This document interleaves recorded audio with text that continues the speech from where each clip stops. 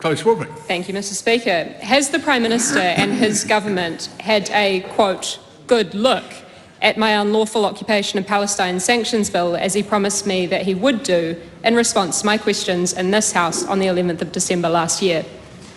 I believe the Prime Minister has kept his word on that matter, and we're also waiting for a good look at that member's response to the 7th of June violent terrorist attack that saw so many thousands of people be killed or abducted at the same time. I'm still waiting to see that member's response to that.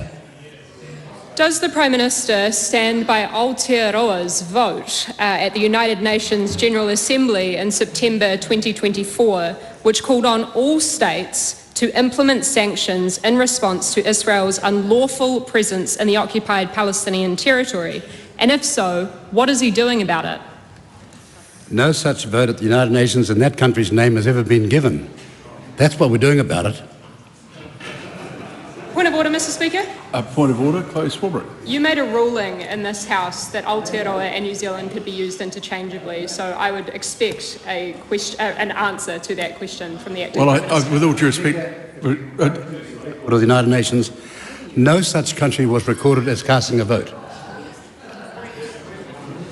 Will the Prime Minister join the Greens, Labour and Te Pāti Māori in supporting my member's bill to implement sanctions and trade measures against Israel for their continued, ceaseless and violent occupation of Gaza and the West Bank, just like we did against Russia for its unlawful occupation of Ukraine?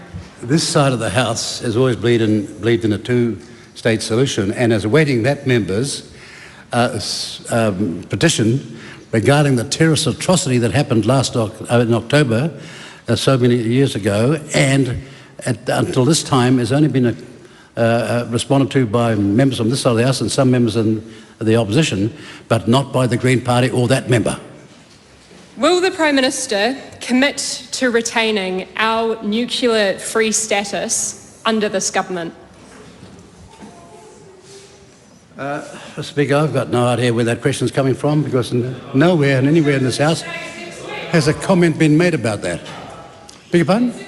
yeah, the primary question is statements and actions. If the Prime Minister, Acting Prime Minister, is saying there has been no statement, no, there is no action, then the question doesn't stand. Mr. Speaker, can I point of order? You can ask another question. Yeah, point of order, Speaker. There is a certain rudimentary training required for members of Parliament to understand standing orders and to know what the parameters are.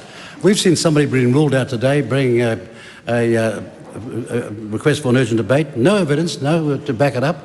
All the fundamentals that are laid out in Speaker's rulings, not even observed. And that was a classic question there, no evidence to bring the question up, and just expects to get an answer. Well, I just ruled that way. Further supplementary, Mr. Speaker, as you offered me another. Is the government committed to our status as a nuclear-free Aotearoa New Zealand and a nuclear-free Pacific? And does he support Pacific efforts to revitalise the Treaty of Rarotonga to close the loopholes left for the United States to pilot nuclear submarines through the Pacific? So here is the problem with that question as well. There has to be an action or a statement by the government to bring it back to the primary question.